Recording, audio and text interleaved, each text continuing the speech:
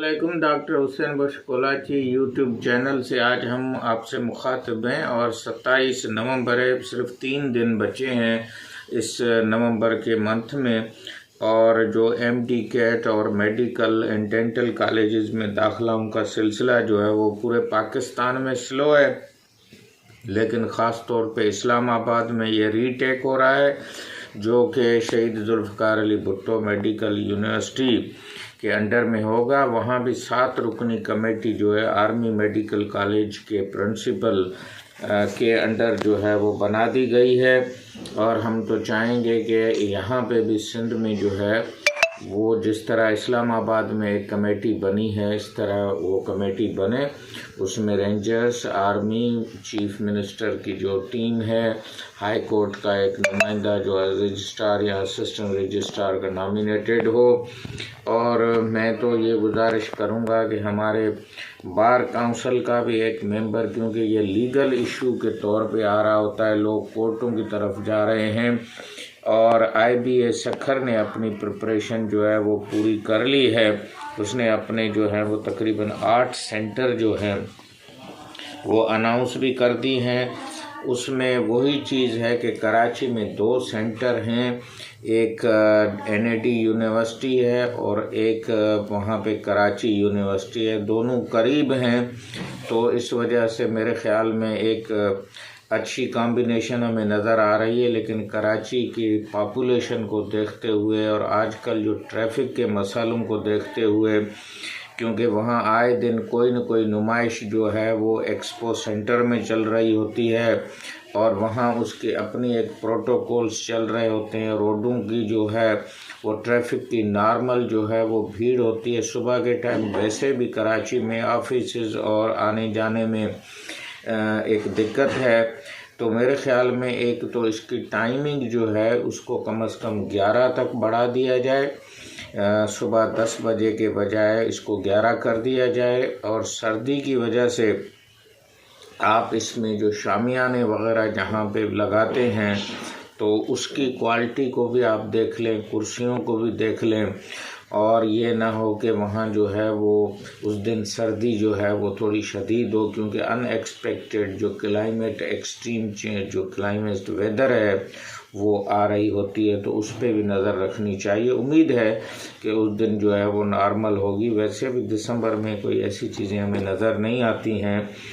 तो ये एक चीज़ हो गई। अब मैं थोड़ा एक स्टैटिक्स बताने से पहले बच्चों को प्रिपरेशन की हिदायत करूँगा कि कुछ भी हालात हों, आपको कितने भी रीटेक देने हों, तो आप जो है वो अपनी तैयारी को कमज़ोरी में ना तब्दील करें, परेशानी में ना तब्दील करें। वैसे भी मैं एक ऐसे पब्लिक हेल्थ जो है वो मैंने पहले भी प्रेडिक्ट किया है कि हमारे पूरे स्टूडेंट्स और मेडिकल के जितने भी कैंडिडेट थे, चाहे वो फेल हुए, पास हुए, जिनकी ज़्यादा मार्कें हुई, कम मार्क, वो सारे बर्न आउट का शिकार हैं। और ये मेडिकल और मेंटल हेल्थ का इशू भी है, क्योंकि जितनी मर्तबा आप स्ट्रेस ब्रेन को देते हैं, इतनी मर्तबा आपकी जो परफॉर्मेंस है, आपकी इम्यूनिटी है, आपकी जो एनर्जी है, ये सारी चीज़ें जो हैं वो कम पड़ती हैं। नतीजे में आपकी परफॉर्मेंस, वैसे तो मिराकल तो हो सकते हैं, लेकिन ये सारे बच्चे जो भी 38,000 बैठेंगे, they will sit in this test with the burnout level. किसी को ज़्यादा होगी, किसी को कम होगी। और मैं तो कहता हूँ कि ये रिसर्च वालों के लिए एक और बड़ा मौका होगा कि वो देख सकते हैं कि बर्न आउट में स्टूडेंट ज़्यादा परफॉर्म करते हैं या जो पहले जो नॉर्मल टेस्ट हुई थी उसमें परफॉर्मेंस बेहतर करते हैं। अब इस्लामाबाद की हाई कोर्ट का जो डिसीजन है वो रीटेक का है कि उसको पिछली मार्कों का भी बेनिफिट दिया जाएगा, जबकि सिंध में यह स्टॉप किया गया है। तो मेरे ख्याल में बेनिफिट ऑफ डाउट देना चाहिए, क्योंकि हज़ारों लाखों लोग जो हैं 38,000 में ज़्यादा से ज़्यादा जिस तरह इंडिया में हुआ था, वहाँ पे भी यही नीट जो उनकी है, नेशनल एलिजिबिलिटी एंट्रेंस टेस्ट कहलाते हैं, और वो एक यूनिवर्सिटी के बजाय एक टेस्टिंग सर्विस जो है वो लेती है। तो हमारे पास भी जो है अब IBA के पास थोड़ा तजर्बा है, लेकिन क्योंकि वो मेडिकल की टेस्ट नहीं लेती है, मेडिकल की उसको तजर्बा कम है, तो हमें उम्मीद है कि जो IBA सखर है वो एक्सपेक्टेशन से उतरेगा। और पेपर के ऊपर पहले भी हर सूबे में शिकायतें आई हैं, चाहे वो KPK हो, चाहे बलूचिस्तान हो, चाहे वो पंजाब हो, सिंध हो, तो मैं समझता हूँ पेपर पे तो सवाल उठेंगे। लीकेज का मसला जब इंडिया जैसे मुल्क में इशू हो रहा है, तो पाकिस्तान में भी ये रुकने की, वो झूठी खबर हो जिसको डीप फेक न्यूज़ भी कहा जा सकता है। और आज के आर्टिफिशियल इंटेलिजेंस, वर्चुअल रियलिटी के टेक्नोलॉजी को देखते हुए वो अभी से जो आपने तैयारी की है उसको वर्चुअल रियलिटी में तब्दील करके 38,000 स्टूडेंट्स को जो है वो पूरा एक उसका जो आर्टिफिशियल इंटेलिजेंस है वो पूरा सीन बना के आपको इस तरह से पेश कर सकते हैं कि जो कुछ उस दिन आप करेंगे वो उनको 2-3 दिन पहले पता चल जाएगा। और उसके मुख्तलिफ डायमेंशन हो सकते हैं कि जनाब ये वहाँ से जैकबाबाद से कश्मीर से लीक हो रहा है, ये थरपारकर से लीक हो रहा है, ये अर्बन एरिया से लीक हो रहा है, ये रूरल एरिया से लीक हो रहा है। सारे बच्चे हमारे हैं, किसी के अमीर के घर में पैदा होने से कोई उसका हक जो है वो कमज़ोर नहीं हो जाता है, गरीब के घर पर होने से उसका हक जो है वो मांदा नहीं पड़ जाता है। तो हम उम्मीद रखते हैं कि ये होगा। लेकिन IBA सखर ने एक जो अभी से ही मीरपुर ख़ास सेंटर को पहले उसने ऐलान किया कि मैं बनाता हूँ, और फिर उसने कहा कि टाइम कंस्ट्रेंट है, तो हम अभी भी टाइम है और हम गुजारिश करेंगे कमिश्नर मीरपुर ख़ास जनाब फैसल उकेली साहब को, वो ख़ुद वहाँ के लोग हैं, तो उनको चाहिए कि वो इंटरेस्ट लेके IBA से बात करके, अगर उनको कोई स्पेस का है तो गामा ग्राउंड मौजूद है वहाँ पे, उसके अलावा शाह लतीफ़ कॉलेज है, इसके अलावा भी बहुत सारे इदारे जो हैं वो इब्न रुश्द कॉलेज है, उसकी दीवार भी बहुत बड़ी है। तो मीरपुर ख़ास के जो बच्चे हैं वो 3,000-4,000 से ज़्यादा नहीं होंगे, तो उनके लिए वो अरेंजमेंट की जा सकती है। और फिर यही होगा कि जो 8 सेंटर हैं, और मैं मीरपुर ख़ास 38,000 जो हैं वो इसमें बैठ रहे हैं, तो अगर आप 8 को तकसीम करोगे 38,000 से, तो ये जाके बनेगा आपका 4,000 पर सेंटर के हिसाब से ऑन एवरेज, यानी एवरी सेंटर में 4,000 बच्चे जो हैं वो बैठेंगे। जबकि 2 सेंटर अगर कराची के हैं तो वहाँ पे पहले भी 13,000 के करीब बच्चे थे, तो अब वहाँ पे 6,000 बच्चे जो हैं एक सेंटर में आएंगे। इसी तरह जामशोरो में भी जो है वो 13,000-12,000 के करीब थे, तो जो लतीफ़ाबाद का जो पब्लिक स्कूल का है वहाँ पे भी तकरीबन 6,000 बच्चे आएंगे, और इसी तरह से जामशोरो में भी 6,000 बच्चे जाएंगे। अब ये तो हो गया उनका जो है मीरपुर ख़ास डिवीज़न को, उसको बिल्कुल ही निगलेक्ट करने से आप ये अंदाज़ा लगा सकते हैं कि मीरपुर ख़ास डिस्ट्रिक्ट जो है वो 2,000 स्क्वायर किलोमीटर पे फैला हुआ है।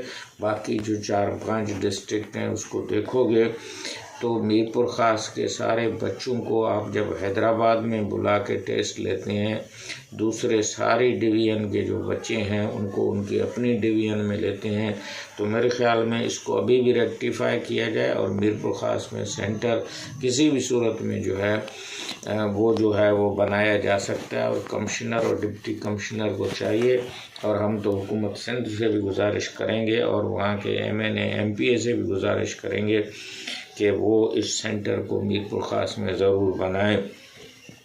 अब आ जाता है 11 बजे का टाइम आप रखें, और जो टेस्ट का दिन है उस दिन जो र्यूमर्स हैं उसको ख़त्म करने के लिए जो मैंने कहा कि कमेटी बने, और चीफ मिनिस्टर अपना हेलीकॉप्टर, या पुलिस के पास भी एक हेलीकॉप्टर है, आर्मी के पास है, तो कहीं से एक हेलीकॉप्टर जो है वो मॉनिटरिंग भी करे, और मीडिया को, पेरेंट्स को, और कुछ जो हमारे सिविल सोसाइटी के लोग हैं, इवन मैं तो चाहूँगा कि कुछ उलमा को भी एक दिन पहले उन सेंटर्स का जो है वो दौरा किया जाए और पूरा एक जो है वो सेंटरों के लिए एक पूरा, जिस तरह हमारे पास एक प्लान बनाया जाता है कि यहाँ से रास्ते होंगे, जहाँ से आना होगा, यहाँ से नहीं होगा, तो ट्रैफिक पुलिस को जो है उस दिन बिल्कुल इसको अच्छे तरीके से कर दे ताकि बच्चों को आने जाने में अच्छा। जो डॉक्यूमेंट्स हैं उसमें CNC है,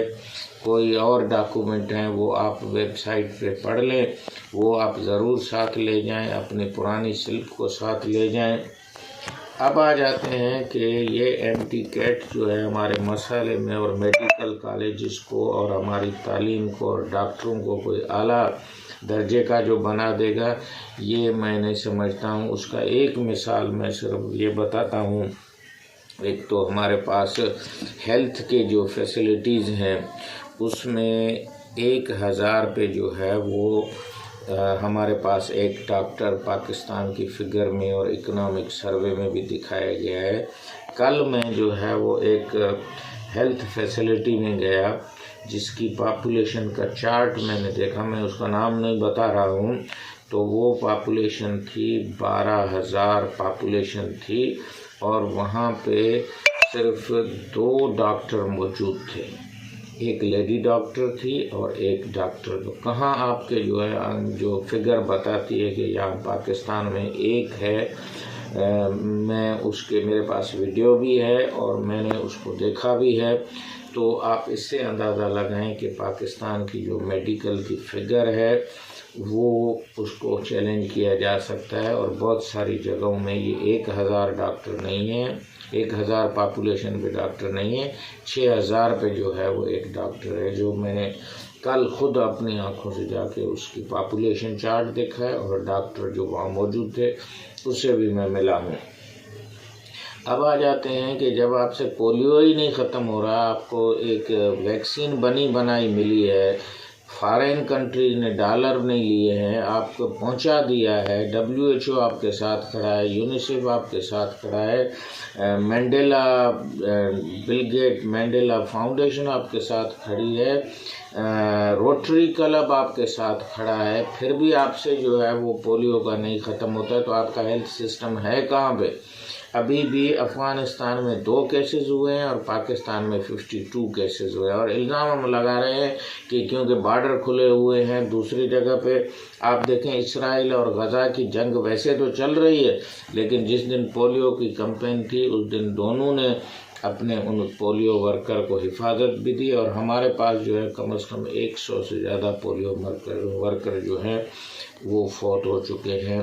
अब हमारी गुजारिश है कि एक न्यूज़ ये भी थी कि 8 तारीख को शहीद जुल्फ़िकार अली भुट्टो मेडिकल यूनिवर्सिटी की टेस्ट नहीं होगी, कुछ डिले होगी, तो हम गुजारिश करेंगे कि एक ही दिन टेस्ट करें ताकि पाकिस्तान में बर्न आउट का इशू जो है वो ख़त्म हो।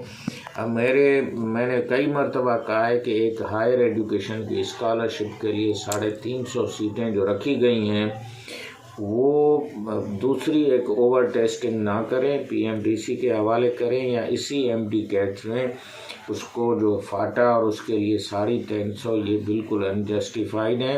वहाँ पे कोई अमन अमान का सिलसिला जो है वो डॉक्टर बनाने से नहीं ख़त्म होगा।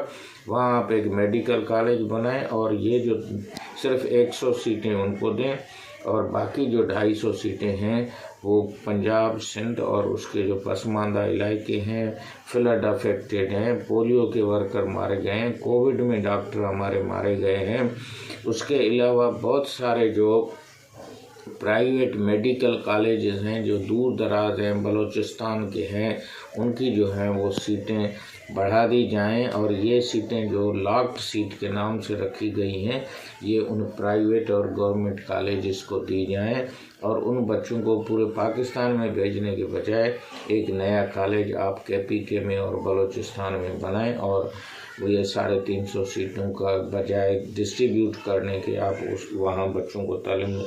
अब बच्चों की प्रिपरेशन के लिए है कि मेरे पास फार्मूला बी फास्ट का मतलब है पहले बिलीफ रखें, यकीन रखें कि मैं कामयाब होऊंगा। ई जो है वो एक्सरसाइज है। एक्सरसाइज का मतलब यहाँ रिवीजन है, ये नहीं है कि दौड़ भाग हो, लेकिन आप अपने टाइम मैनेजमेंट और उसको भी ध्यान में रखें। अब जो एफ है वो आप फोबिया निकाल दें, खौफ निकाल दें, टेस्ट की परेशानी को निकाल दें। B normal, be settled in your mind.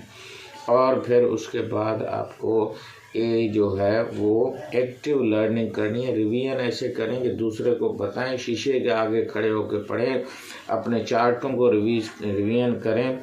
तो इस तरह से आप जो है वो आगे निकल सकते हैं। एस स्लीप है, 8 घंटे की स्लीप। और उस दिन आप जिस दिन टेस्ट हो उस दिन पढ़ने की और उस रात पढ़ने के बजाय छोटे छोटे नोट्स जो है वो अपने जहन में रखें। टी जो है वो टाइम मैनेजमेंट के है, आपको 3.5 घंटे बैठना है। तो टाइम मैनेजमेंट में आप 15-20 मिनट रिवीजन के रखें। 15 मिनट पहले अपने पेपर को देखें, सीट नंबर लिखें, बबल पे सही मार्किंग करें। और इम्तिहान में देने के बाद आप ये ना सोचें कि मैं जो है वो कोई पीछे रह जाऊंगा या मैं कोई सबसे आगे निकल जाऊंगा। बी नॉर्मल, जो आपको आता है उसको बेस्ट ऑफ बेस्ट जो है वो करने की कोशिश करें। Go with confidence, come back with confidence and believe with the nature, और जिसको डिवाइन सपोर्ट कहते हैं। अल्लाह ताला की उम्मीद जो है, मदद जो है आप सारों के साथ होगी, आप अच्छे नंबरों में जाएंगे। और अगर ये मेडिकल में आपकी नहीं भी दाखिला होती है तो आजकल मेडिकल में भी इतनी फील्डें निकली हुई हैं, कम से कम 62 जो स्पेशलिटीज़ हैं वो तो हमारा college of physician surgeon Karachi वाला कराता है। उसमें सिर्फ MBBS नहीं है, उसमें आपके रेडियोलॉजी है, उसमें आपकी पैथोलॉजी है, उसमें आपकी फिजियोथेरापी है, उसमें नर्सिंग है, और इसके अलावा आजकल पब्लिक हेल्थ खुद है जिसमें ये पोलियो वर्कर और वैक्सीन और ये चीज़ें हैं वो आपको पढ़ाई जाती हैं। बजट प्लानिंग, ये सारी चीज़ें, हेल्थ प्लानिंग ये बहुत बड़ी फील्ड है। और HR जो है हेल्थ का, जिसको हेल्थ वर्क फोर्स बोलते हैं, उसके खुद माहिर हैं जो ट्रेनिंग सिर्फ देते हैं। तो मुझे उम्मीद है कि आज की आपको जो है मैंने कुछ सिंध की स्टैटिस्टिक्स बता देता हूँ कि इस सेंटर में जो 8 सेंटर है इसमें हर बच्चा जो है वो 967 स्क्वायर किलोमीटर का ऑन एवरेज सफ़र करके पहुँचेगा। ऑलमोस्ट 1000 स्क्वायर माइल्स जो है वो सफ़र करके पहुँचेगा। आप अंदाज़ा लगाएंगे वो कितना थका हुआ होगा। फिर सिंध की जो एरिया है वो 1,40,914 किलोमीटर। ये बच्चे किसी एक जगह से नहीं आएंगे, ये 38,000 बच्चे जो हैं मुख्तलिफ जगहों से आएंगे। तो ओवरऑल वो जो सफ़र करेंगे वो 1,40,914 स्क्वायर किलोमीटर होगा। और सिंध की पॉपुलेशन 5,57,00,000 के करीब है। उसमें 38,000 बच्चे बैठेंगे और 6,000-5,000 की आपके पास सीटें हैं। मेरे ख्याल में ये बिल्कुल इम्बैलेंस है, इसको करेक्ट करना है। कॉलेज बढ़ाएं, सीटें बढ़ाएं। मीरपुर खास का कॉलेज जो है उसको इमीडिएटली शुरू करें। हम कमिश्नर उकेली साहब से और हेल्थ सेक्रेटरी से, चीफ सेक्रेटरी से भी गुजारिश करेंगे। और इसी तरह से हेल्थ का जो इशू है उसको आप MD CAT teaching to the test की तरफ ना खींचें। हमारे बोर्डों को जो है वो आप अंडरमाइन ना करें। हमारी यूनिवर्सिटियों को पहले ही जो है वो डिग्रेड किया जा रहा है। बहुत सारे कार्टून बनाए जा रहे हैं। आज मैंने एक कार्टून देखा, वो कहता है कि मैं तो 2 सालों में 4 MD कैट दे चुका हूँ। तो आप इससे अंदाज़ा लगाएं कि ओवर टेस्टिंग का कोई फ़ायदा नहीं है। उम्मीद है कि आज की वीडियो आपको अच्छी लगी। 1-2 दिन गैप रहा, मैं गांव की तरफ गया था, तो हम आपसे बातें करते रहेंगे। और कराची में कोई इसी साल बड़ी पाकिस्तान मेडिकल एसोसिएशन की कॉन्फ्रेंस भी हो रही है, तो उनसे भी गुजारिश करेंगे कि वो इस MT-CAT के सिलसिले में वहाँ पे अपनी जो एजेंडा है उसमें ज़रूर गाइडेंस जो है वो प्रोवाइड करें।